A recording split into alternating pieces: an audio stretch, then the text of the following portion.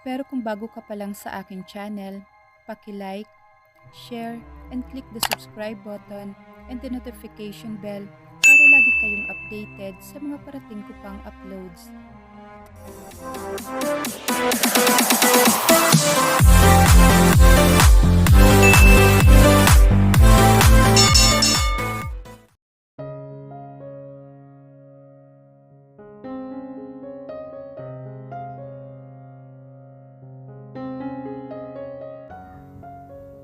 Nagpupuyo sa galit na umalis si Gavin ng kanilang bahay. Visit na babaeng yon? Palagi na lang nitong pinapainit ang ulo niya. Hindi niya naman gustong saktan to, pero sa tuwing nakikita niya to, nagiinit ang ulo niya lalo na kapag ganitong galit siya. Hindi naman siya magkakaganito kung hindi siya kinasal. Si Laren ang dahilan kung bakit lagi silang nag-aaway ni Celine. Gusto ng kasintahan niyang hiwalayan niyang asawa na malabo namang mangyari. Nagagalit to kapag hindi sila nakakapagkita na madalas. Kailangan palaging patago ang pagkikita nila dahil hindi pwedeng malaman ng mga magulang niya na hindi talaga sila naghiwalay ni Celine. Ayaw na ayaw ng parents niya kay Celine. His mother hate her so much, pero wala silang magagawa dahil si Celine ang mahal niya. Kung hindi sila kinasal ni Laren, hindi mangyayaring lahat ng to. Kasalanan mo lahat to, Laren, kaya magdusa ka. You will pay for this. Babe, tila bumalik siya sa katotohanan nang marinig niya ang boses ng pinakamamahal niyang babae. Ito lang ang babaeng minahal niya ng ganito. Handa niyang isuko ang lahat para dito. Ganun niya to kamahal. Kahit ang mga magulang, handa niyang suwayin para sa dalaga. Hi babe, miss me? Hinalikan niya ito sa pisngi. Sorry kasi hindi ako nakasipot kahapon. Alam mo naman kung bakit, diba? Niyakap niya to at buong puso na hinalikan sa mga labi. Ito lang ang nakapagbibigay sa kanya ng kakaibang saya bukod sa kanyang pamilya. Ito lang ang gusto niyang makasama ng panghabang buhay. Ito lang at wala ng iba. Babe, hanggang kailan ba tayo magiging ganito? Hindi ko na kaya magtagal na ganito lang tayo. Hiwalayan mo ng asawa mo. Ito na naman sila. Paulit-ulit na lang. Nakakasawa na. Soon babe, don't worry. Gagawin ko lahat para siya mismo makipaghiwalay sa akin. Anong gagawin mo? Pahihirapan mo siya para iwan ka? Nakataas na kilay na tanong nito. Gumiti ako. Sa akin na lang muna yon. Basta chill ka lang babe. Soon, makakalaya na ako sa babaeng yon at pakakasalan na kita. Talaga? Masayang tugon nito. Tumango siya at muling inangkin ang mga labi nito. Hindi siya magsasawang halikan ang babaeng to sa harap niya. Mahal na mahal niya ito, higit kanino man. I love you. Bulong niya. Mahal na mahal kita. I love you too, Gavin. Bulong din ito bago siya hapitin palapit sa katawan nito. Hinalikan nito ang kanyang mga labi na buong puso naman niyang tinugon. Naging mapusok ang halikan nila at namalaya na lang niyang pareho na silang walang saplot sa katawan. Hinihingal na bumagsak ang katawan niya sa tabi ng dalaga, parehong naghahabol ng hininga. I love you. I love you so much. Please be with me. Aniya. Soon babe. Tanging sagot niya rito. Niyakap niya to hanggang sa makatulog to sa mga bisig niya. Sana nga lang ay matupad niyang pangako niya kay Celine. Mukhang may hirapan siya pero kailangan niyang subukan. Makasama lang ito. For Celine, he will do everything. Celine is his first love. Ito lang ang mamahalin niya. Walang pwedeng maghiwalay sa kanila. Maging si Laren ay hindi siya pipigilang mahalin ng kasintahan. Nang magising si Gavin ay gabi na. Bumangon siya sa kama sa kadahan-dahang inalis ang kamay ni Celine na nakayakap sa kanya. Don't leave, dito ka lang. Paglalambing sa kanya ni Celine. Sorry babe, I need to go. Pinakawalan niya ito, saka hinalikan sa noo. I love you, okay? I love you too. But one more kiss please. Pinagdaop nito ang parehong palad, saka nakangiting inabot ang kanyang labi. Gavin was about to kiss her when he saw Laren on her face. Agad siyang napalayo kay Celine. Nagtataka naman itong tumingin sa kanya. Ano? Inis na tanong ni Celine. Anong ginagawa mo? Nothing. Mabilis niyang kinuhang mga gamit niya, saka nagmamadaling nagbihis. I have to go. Magkita na lang tayo bukas, okay? I love you. Gavin kissed Celine's forehead before he left. Ano yun? Bakit niya makikita mukha ng asawa? Napailing siya sa walang kwentang tanong niya. It's nothing. Maybe he was just tired and didn't get enough sleep. Why did Laren suddenly enter his mind? Anyway, ngayon lang nangyari to. Ngayon lang sumagi sa isip niya si Laren habang si Celine ang kasama niya. Bumuntong hininga si Gavin, saka bumalik sa kanilang bahay. Pag-uwi niya, madilim na ang lahat. Nakapatay lahat ng ilaw. Meaning, tulog na silang lahat. Before he entered his room, he quickly glanced in Laren's room. Nakagat niya ang labi sa kagustuhang pigilan ng sarili na pasukin ang kwarto ni Laren. Nagtalo ang puso't isip niya ngunit sa huli, sinili pa rin niyang asawa sa silid nito. Nang makita niya tong natutulog, hindi na siya nagdalawang isip na pumasok. Napatingin siya sa katawan nitong hindi natatakpan ng kumot. Napalunok siya nang makita ang katawan ng asawa niya kahit pa mailang pasa siyang nakikita sa braso at binti nito. Bago pa siya makagawa ng panibagong kasalanan, nilisan na niya ang silid nito.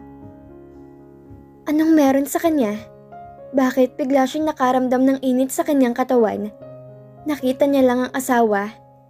Hindi to tama. Kailangan niyang iwasang makita ang asawa niya. Hindi siya mabuti sa kanya.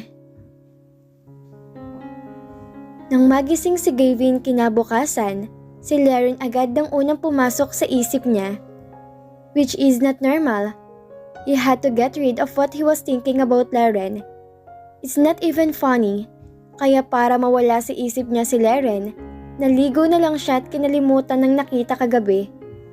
Ngunit kahit nakapikit siya, si Laren ang nakikita niya. Hindi na siya natutuwa kaya pagkatapos niyang maligo at magbihis, kinuha niya agad ang susi ng sasakyan para umalis ng bahay. Oh Gavin, gising ka na pala. Naghanda na si Laren ng almusal mo. Kumain ka na. Ani Manang. Hindi na po siguro ko kakain, Manang. Nagmamadali po ako eh. Napatingin si Gavin sa paligid niya. Hinahanap si Laren. Naroon si Laren sa labas, sa may swimming pool. Puna ni Manang na mapansin na parang may hinahanap siya. Kasama niya si Gabi, yung kaibigan niyang galing States. Natigilan siya. Lalaki? Oo. Manang nodded, confused. He averted his eyes, then sighed. Sige po, aalis na ako. Sige, ikaw ang bahala. Nang makalayo si Manang sa kanya, eksakto namang pumasok si Laren kasama ng Gabi na sinasabi ni Manang. Nagtatawa na ng dalawa. Gavin, kakausapin pa sana siya ni Laren nang lampasan niya ang dalawa. Hindi niya alam kung ano tong nararamdaman niya. Basta ang alam niya, naiinis siya. Hindi niya alam kung saan o kung kanino siya naiinis. Basta naiinis siya. Balak niyang puntahan si Celine nang tumawag sa kanya si Renzo. Nagayayang uminom. Adik talagang sang yun. Ang aga-aga pa nagayaya na agad uminom. Pero mabuti na rin siguro yun para makalimot siya kahit sandali lang. Dahil maaga pa, wala pang tao sa bar nito. Talagang binuksan lang yun ni Renzo para sa kanya. What a friend. Palibhasa ito ang may-ari. Hey bro, what's up? Bungad sa kanya ni Renzo. Kapag kuwan ay hinila siya nito papasok sa VIP room. Ano? Kamusta naman ang asawa mo?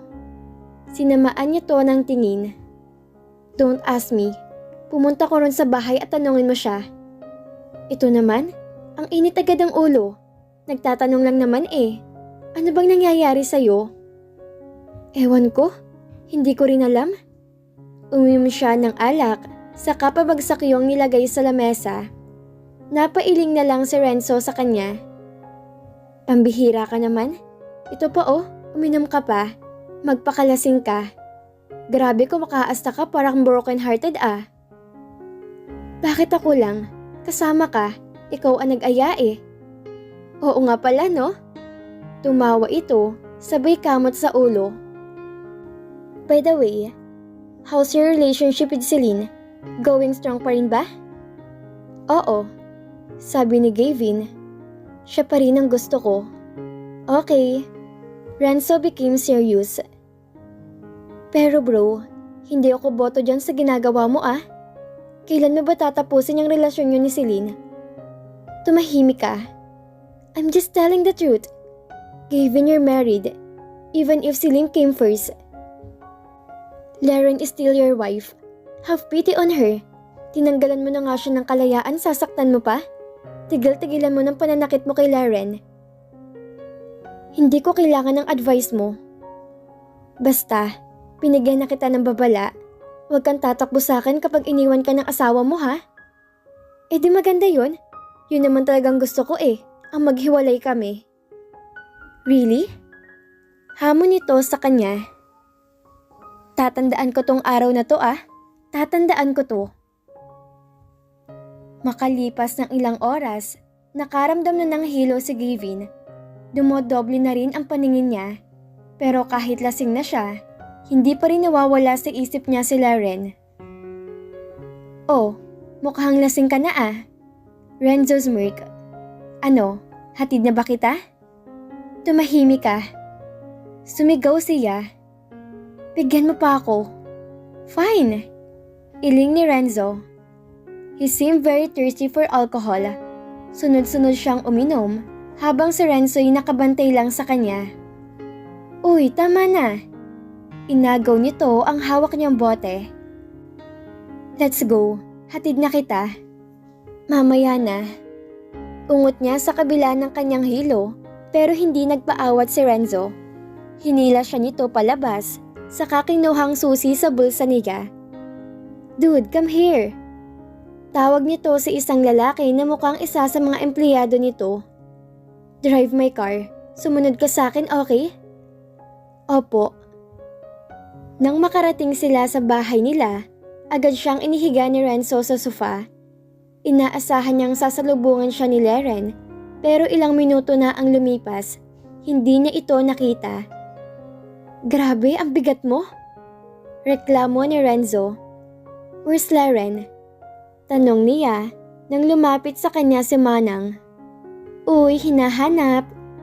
Tudyo ni Renzo sa kanya. Wala, lumabas kasama ni Gabi. Mamaya pang balik nun. Manang explained. Napabangon siya bigla nang marinig ang pangalang Gabi. Where did they go? Abay, hindi ko alam. Ang sabi niya kakailang sila sa labas. Pabayaan mo nga muna sila rin na makapaglibang naman. Hindi siya bagay na pwede mong ikulong dito sa bahay. May sarili siyang buhay. Paninermon pa nito sa kanya. Tama. Sang-ayon ni Renzo. Kung sila rin nga na kayang tiisin ang ugali mo, dapat ganun ka din sa kanya. Sinamaan ng tingin ni Gavin si Renzo. Shut up, okay? Okay, relax. Tinaas ni Renzo ang dalawang kamay saka umalis. Aalis na ako ha? Oh, ikaw nang bahala sa sarili mo. Pagkatapos nun, ay iniwan na siya ni Manang. Sa tono nito, para tong galit sa kanya. Napailing na lang siya saka pinilit na makatayo kahit pasiring-siring siyang maglakad patungo sa kanyang silid. Samantala, tuwang-tuwa naman si Laren dahil nakasama niyang matalik na kaibigan. May makakausap na rin siya sa wakas bukod kay Manang. Kararating lang nito galing state kaya masayang-masaya siya. Palagi kasing busy si Manang kapag sila lang dalawang magkasama. Hindi siya nito hinahayaang magtrabaho kapag alam nitong walang asawa niya. Yun lang daw kasi ang oras na dapat ipahinga niyang sarili. Nag-enjoy ka ba? Tanong nito na makabalik sila sa bahay na binigyan naman niya ng isang matamis na ngiti. Oo naman, basta ikaw ang kasama ko, masaya ako. Nakangiting aniya, pero bigla siyang nalungkot sa isiping kailangan na nitong umalis. Kailan ka bibisita ulit? Miss na miss mo ako Nangingiting sabi nito. Oo naman, ang tagal nating hindi nagkita eh. Saglit na natahimik si Gabby, saka seryosong tiningnan si Lauren. Lauren, tell me, hindi ka ba sinasaktan ng asawa mo? Nawala ang ngiti sa labi ni Lauren at agad yung napalitan ng lungkot. Natahimik siya at hindi nakapagsalita. Lauren, tell me. Ulit nito, hindi ka ba niya sinasaktan? Hindi siya makasagot sa binata. Hindi niya maaaring sabihin ng totoo. Yumuko siya at nag-iwas ng tingin. Ayos lang naman ako dito. Nagsisinungaling ka. Matigas at may diing anito. Stop pretending na okay ka kahit hindi. Nagulat siya sa tinura nito. Bakit ba pakiramdam niya may alam na to? Kayong wala pa naman siyang sinasabi. Ayos lang naman talaga ako dito. Alam niyang kasinungalingan yon, pero ayaw niya mag-alala to sa kanya. Baka magsumbong pa to sa magulang niya. I said stop lying to me. I know you're not okay. Sinabi na sa akin ni Manang ang lahat. Hindi mo na kailangan magsinungaling. Hindi mo kailangang matakot. Sabihin mo lang sa akin na hindi mo na kaya.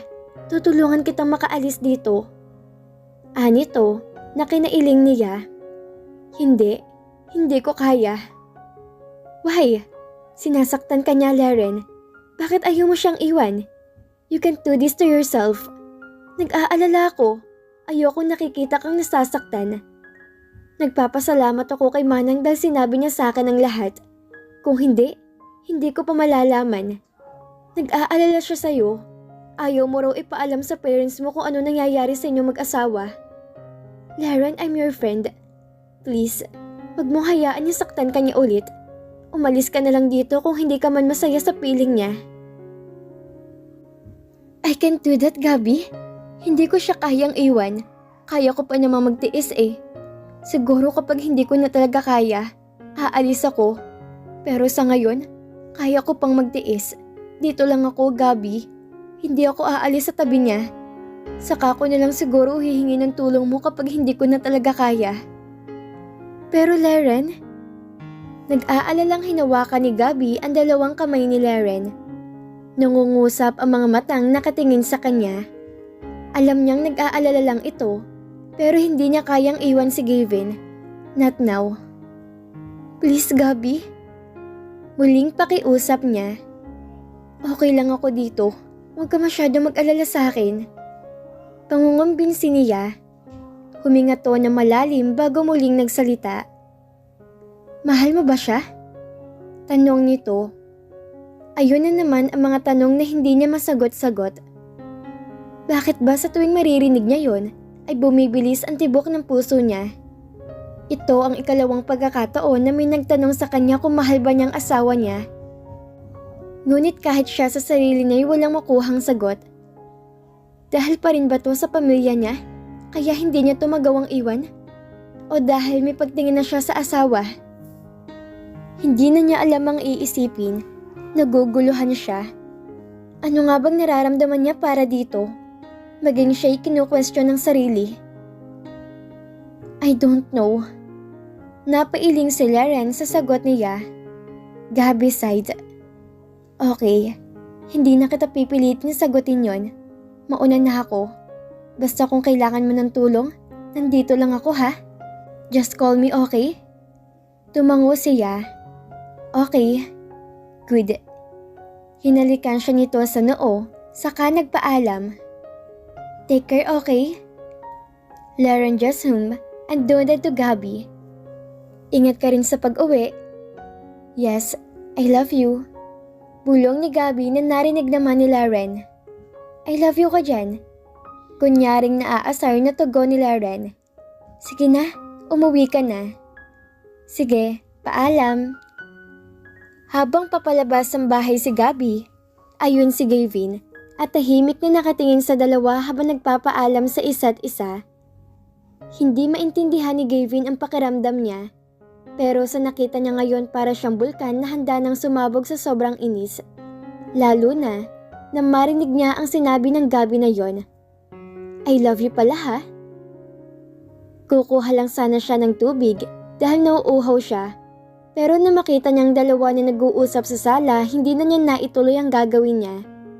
Nang makaalis ang lalaki, saka pa lang hinarap ni Gavin si Laren na may masamang tingin. Hey, Aniya, sabay lapit kay Laren. Gavin? Nakaramdam ng takot si Laren. Isang tingin pa lang niya kay Gavin, alam na agad niyang galit ito.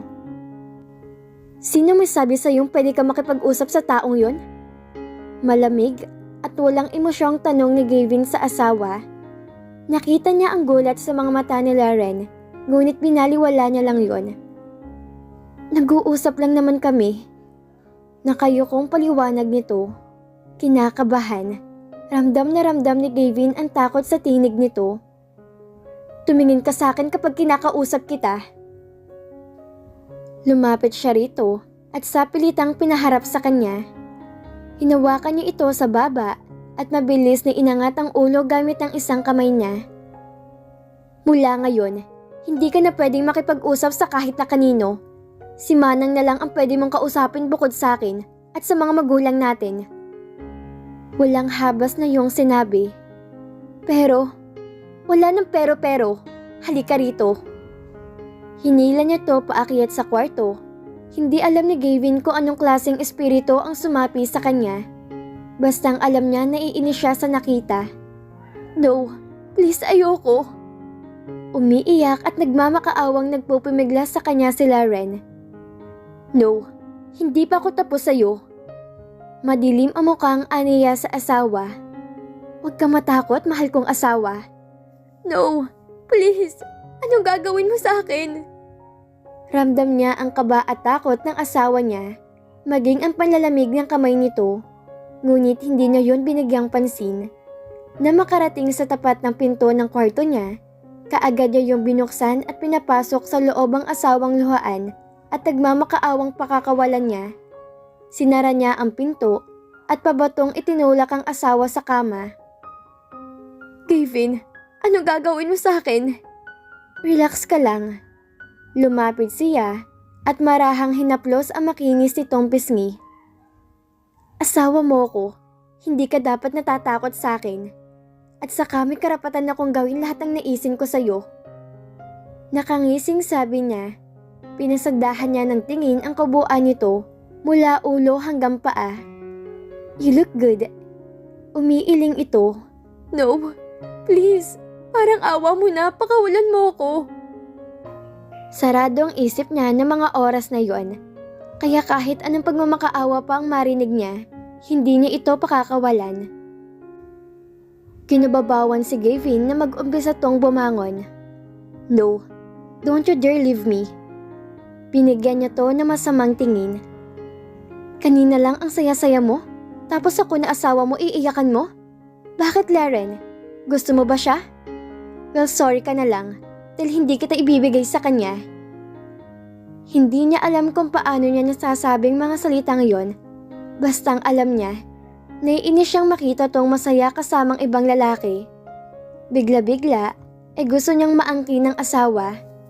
Nagagalit siya at the same time, naguguluhan sa nararamdaman niya. Akmang itutulak siya nito nang hawakan niyang parehong braso ni Faye. Bitawan mo ko.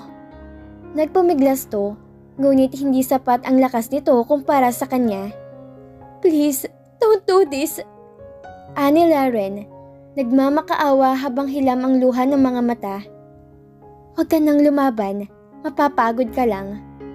Namamaos na sabi niya at nang madaanan ng kanyang paningin ang mga labi nito, nanuyo ang lalamunan niya. What if I want to kiss your lips? Wouldn't you let me? Nagulat ito. What? Hindi niya sinagot ang asawa, bagkos ay inilapit niya ang mukha sa mukha nito. Nilamukos niya to ng mainit at nag-aalab na halik sa labi. Hindi niya alam kung saan at kung ano nagudyok sa kanya, pero sa pagkakataong to, hahayaan niyang sariling matupok sa apoy na siyang nagsimula. Please, don't do this. Nagmamakaawang pigil nito sa kanya matapos niyang pakawalan ang labi nito. Nag-init ang ulo ni Gavin sa sinabi nito. Siyang asawa, kaya may karapatan siya. Not now, my wife. Kayon pa ba ako titigil? Ngayong nasimulan ko na? Umiling siya. Hindi. Akin ka ngayong gabi. Please don't. Muling pigil nito sa kanya. Bakit ba ayaw mo? Hindi mo ba ako gusto? Mas gusto mo bang makasamang lalaking yun kaysa sa akin na asawa mo? Nanggigigil na siya sa inis.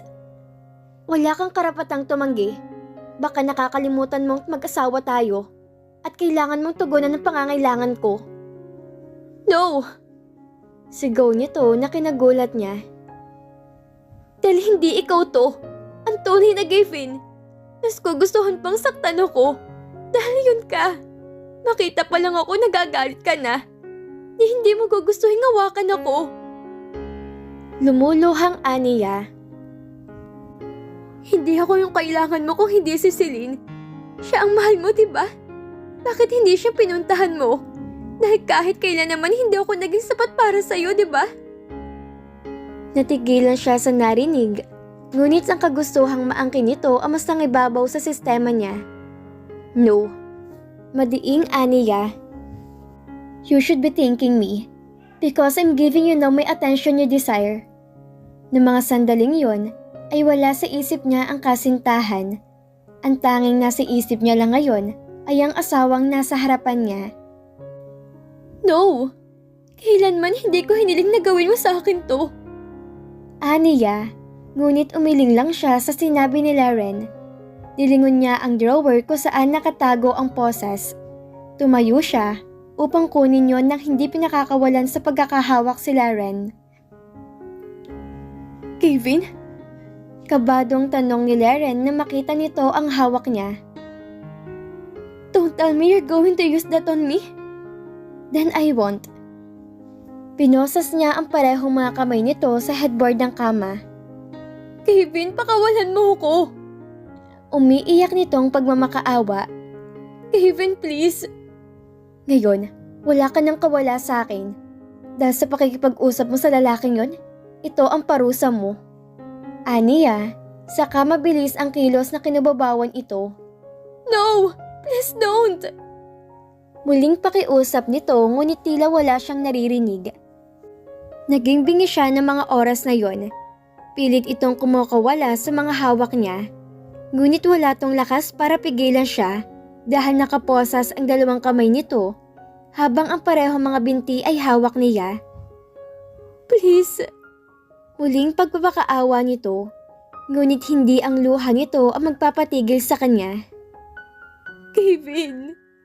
Napahugol-hulto ng iyak nang tuloy niyang mahubad ang lahat ng saplot sa kanilang katawan. At dahil maikli lang ang pasensya niya, sinira niya lahat ang damit nito. You're beautiful and you're mine. Aniya, habang pinagmamasdan ang kabuuan ni Laren. Ang nakakapaso nitong balat ang nagbibigay sa kanya ng kakaibang pakiramdam. Pakiramdam na maangkin ito. Just this once, and I won't hurt you again. Malumanay na sabi niya. Saka ito mapusok na hinalikan sa mga labi. Mabilis na dumaloy ang kakaibang pakiramdam sa sistema niya. Halik pa lang, ay tila nababaliw na siya. Impit na napadaing ito na mag-isa na lang kanilang katawan. Napatingin siya dito at gano'n na lang ang gulat niya na makita ang sakit na bumalatay sa mukha nito. Nakapikit habang lumuluha. She's a virgin? Bigla siyang nag-guilty at naisip niya si Celine.